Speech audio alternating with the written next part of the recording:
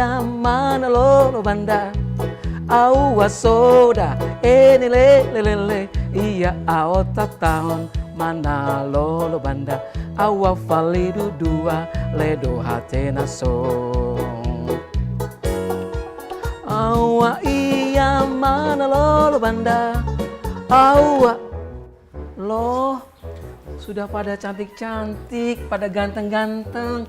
Pada mau kemana sayang? Mau ke sekolah, Paman. Kamu? Aku juga, Paman.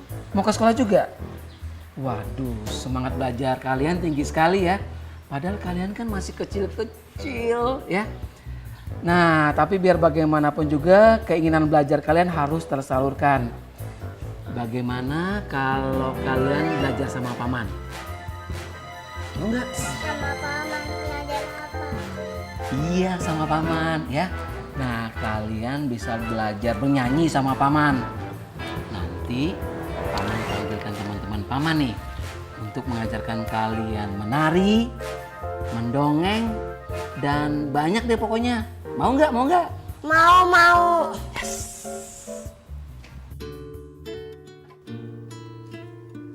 Apa kabar ayah bunda dan bapak ibu guru tercinta? Senang sekali kita berjumpa lagi dalam Insan Cerdas Berakhlak Mulia bersama saya Novita Enji. Sejak era reformasi di negara ini, pendidikan bukan hanya menjadi tanggung jawab pemerintah melainkan juga komunitas. Penyelenggaraan pendidikan diharapkan melibatkan peran aktif masyarakat. Di episode kali ini kita akan membahas bentuk pelayanan pendidikan anak usia dini yang biasa disebut pos PAUD. Apa itu pos PAUD dan apa saja yang diberikan di pos PAUD serta hal-hal penting lainnya mengenai pos PAUD akan kita bahas melalui perbincangan dengan seorang narasumber.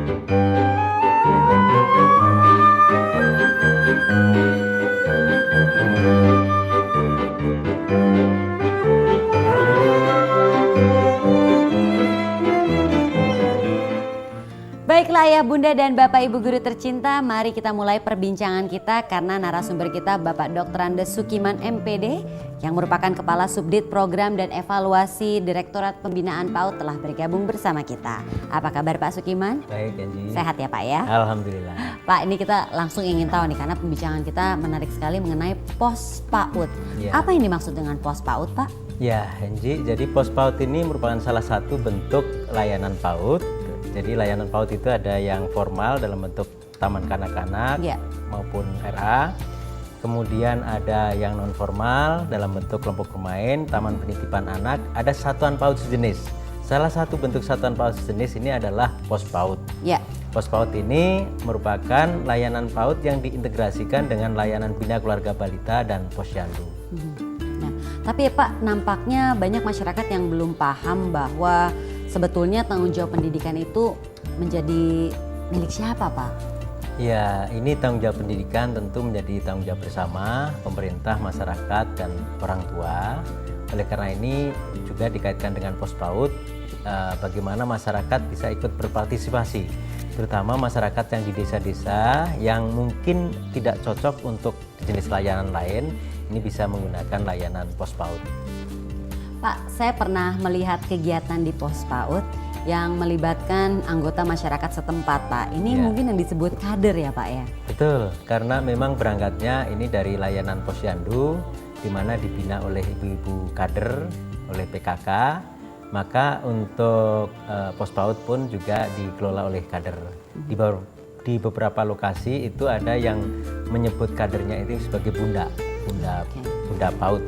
Ya, tapi tentunya ada persyaratan khusus dong Pak untuk menjadi kader PAUD ini. Maksudnya ada pertimbangan-pertimbangan yang memang harus diadakan untuk menjadi pendidik PAUD ya Pak ya?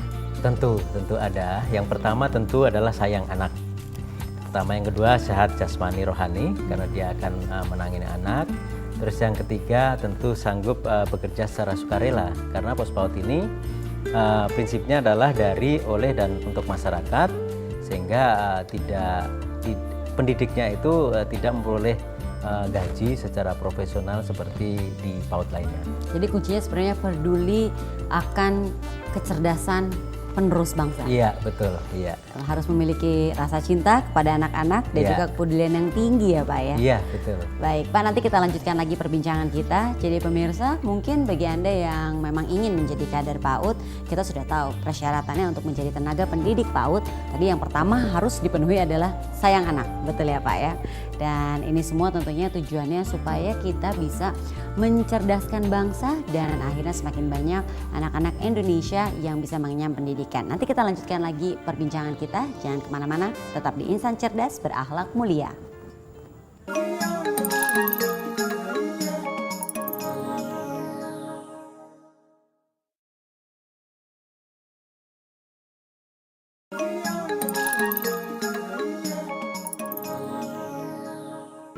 Baiklah ayah bunda dan bapak ibu guru tercinta, mari kita lanjutkan perbincangan kita. Bagi Anda yang baru saja bergabung, kami tengah membahas topik pos PAUD. Pak, kita lanjutkan lagi ya Pak perbincangan kita. Nah, berkaitan dengan program pendidikan anak usia dini Pak, apa sebetulnya yang menjadi tujuan penyelenggaraan pos PAUD? Ya, pos PAUD ini sebagai salah satu bentuk layanan PAUD ini untuk menjangkau layanan yang tidak terjangkau oleh layanan PAUD lainnya. Oleh karena itu tujuannya yang pertama adalah untuk memperluas layanan sampai ke tingkat pedesaan maupun pelosok. Yang kedua adalah bahwa posyandu ini sudah ada di mana-mana. Sementara posyandu hanya melayani aspek kesehatan dan gizinya, sehingga dengan kehadiran pos PAUD ini melengkapi layanan yang ada di posyandu dengan menambah layanan pendidikan. Jadi pos PAUD ini bisa dibilang sebagai pengintegrasian layanan kesehatan dengan layanan pendidikan bagi anak usia 0 sampai 6 tahun ya Pak. Betul. Nah, apa saja programnya Pak? Jadi untuk program kesehatan gizi itu kan sudah ada di posyandu ya. Mereka ada pemantauan tumbuh kembang anak dengan penimbangan, ada pemberian makanan tambahan dan sebagainya. Dilengkapi lagi nanti di dalam pos PAUD itu di samping stimulasi pendidikan juga ada layanan makan bekal bersama. Ini juga dalam upaya untuk meningkatkan gizi anak-anak juga. Jadi ini kegiatan gotong royong antara masyarakat juga ya Pak ya? Betul, ya. Baik, pemirsa, bagi Anda yang ingin melihat seperti apa kegiatan di pos PAUD, mari sama-sama kita saksikan tayangan berikut ini. Seiring bertambahnya usia, buah hati kita membutuhkan rangsangan pendidikan yang lebih lengkap sehingga memerlukan tambahan layanan pendidikan yang tidak saja dilakukan di rumah, tetapi juga dapat dilakukan oleh lingkungan maupun lembaga pendidikan anak usia dini atau PAUD. Rangsangan pendidikan di luar rumah sudah dapat dimulai setelah anak berusia 6 bulan, bahkan sejak usia 3 bulan. Namun sayangnya layanan anak usia dini ini masih terbatas keberadaannya. Kalaupun ada, belum tentu terjangkau oleh masyarakat, baik dari sisi jarak maupun biayanya. Pos PAUD adalah bentuk layanan PAUD yang penyelenggaraannya dapat diintegrasikan dengan layanan Bina Keluarga Balita atau BKB dan posyandu. Pos PAUD diperuntukkan bagi masyarakat yang belum siap mengikutsertakan anaknya dalam layanan PAUD yang lebih intensif, baik karena alasan kerepotan mengantar, biaya, maupun faktor lainnya. Dan yang terpenting dalam pelaksanaan pos PAUD adalah berbasis masyarakat dan dilaksanakan dengan sederhana, baik dalam program, mainan, pengelolaan, tempat, serta pakaian. Pos PAUD mudah, murah, tetapi bermutu. Ayah, bunda, dan bapak ibu guru tercinta, itulah tadi kegiatan-kegiatan yang diadakan di pos PAUD. Nah ini rupanya Pak, waktu dan tempat juga memang harus diperhatikan ya Pak. Nah apakah ada ketentuan yang terkait tentunya mengenai waktu dan tempat penyelenggaraan pos PAUD ini? Betul Angie, jadi memang permasalahan yang umum terjadi itu adalah masalah tempat. Di samping itu karena terbatas tempat akhirnya juga waktu juga perlu diatur karena anak-anak itu apalagi di desa-desa umumnya cukup banyak gitu yang harus dilayani. Nah biasanya kendala apa yang dihadapi di lapangan Pak? Itu jadi yang pertama tempat, yang kedua tentang pengelolanya, siapa yang akan mengelola maupun pendidiknya, sehingga ini tentu perlu diatur supaya bisa memberikan layanan yang terbaik. Berarti memang penting sekali kita memperhatikan hal-hal tadi dalam penyelenggaraan pos PAUD, Pak. Kalau salah satu kondisi tidak memungkinkan bagaimana, Pak? Nah, ini kalau misalnya ya yang sering terjadi, karena pos PAUD ini pada umumnya tidak memiliki gedung sendiri, dia memanfaatkan fasilitas yang ada di desa, misalnya balai desa, dan itu terbatas. Sementara anak yang perlu dilayani kan cukup banyak tadi, dari mulai betul, usia 0 sampai usia 6 tahun. Oleh karena itu, alternatif yang bisa dilakukan adalah dengan model pembagian hari layanan. Sebagai contoh di sini, ini ada yang model 1 adalah untuk membagi layanan untuk usia 0-2 tahun misalnya cukup 1 kali seminggu, kemudian untuk usia 2-4 tahun 2 kali seminggu, dan 4-6 tahun itu 3 kali seminggu. Itu salah satu alternatif. Alternatif lain kalau kadernya cukup tersedia dan kemudian ada 2 lokal yang bisa digunakan, itu untuk usia-usia di atas 2 tahun bisa lebih diintensifkan lagi harinya. Jadi ditambah, Mbak Enji. Tapi Pak, kalau misalnya salah satu pertimbangan tadi tidak terpenuhi, Pak, apakah bukan berarti kita juga tidak bisa menyelenggarakan pos PAUD kan, Pak? Maksudnya apakah tidak ada solusi lain nih, Pak? Ya, solusi tadi ya, masalah tempat kan bisa bergantian ya, bergiliran tadi. Juga kadernya kan juga merangkap, kalau bisa merangkap kalau layanannya itu bergilir. Nah, ini merupakan salah satu yang memang kita sampaikan kepada masyarakat supaya masyarakat tidak berputus asa terhadap kendala yang terjadi di lapangan. Baik Pak, ini menarik sekali, tapi ini bukan akhir perbincangan kita ya Pak. Masih akan kita lanjutkan lagi. Jadi ayah, bunda, dan bapak ibu guru tercinta, jangan kemana-mana. Insan Cerdas Berakhlak Mulia akan segera kembali.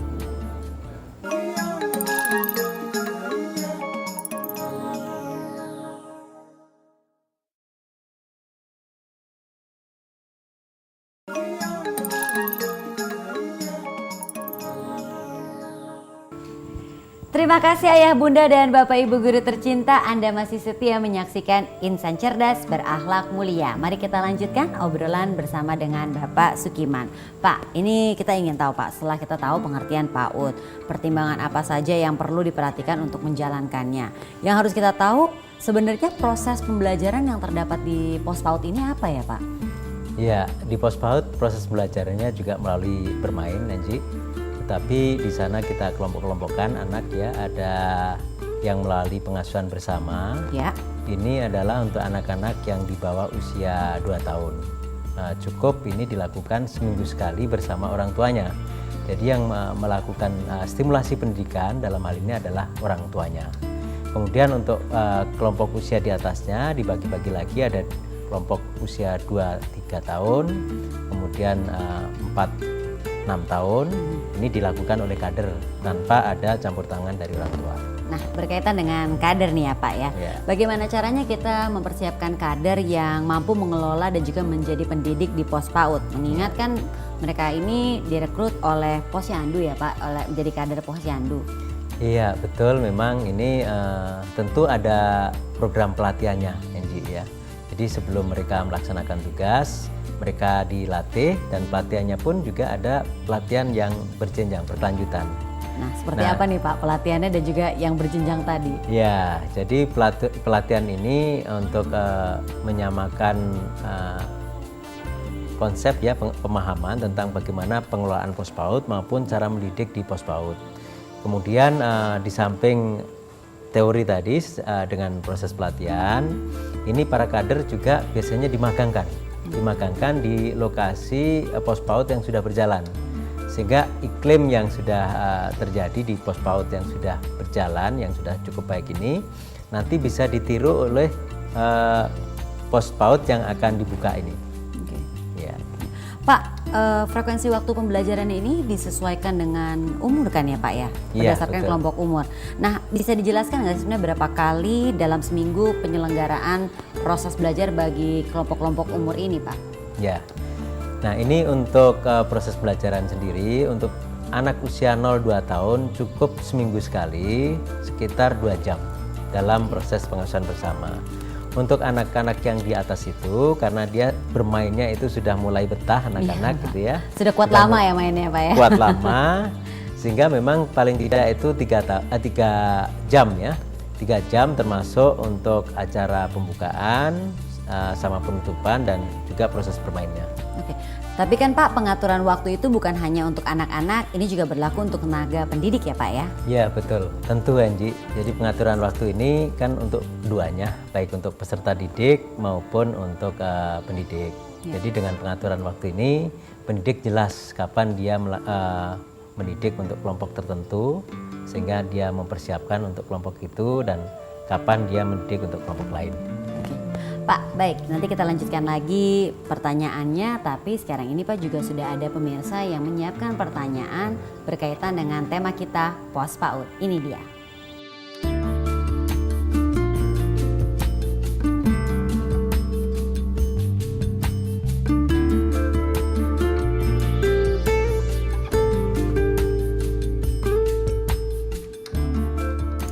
Nah, ini dia nih, menarik sekali pertanyaannya. Program yang diadakan oleh pemerintah untuk memotivasi anak-anak dan juga orang tua. Apa nih Pak? Ada nggak Pak?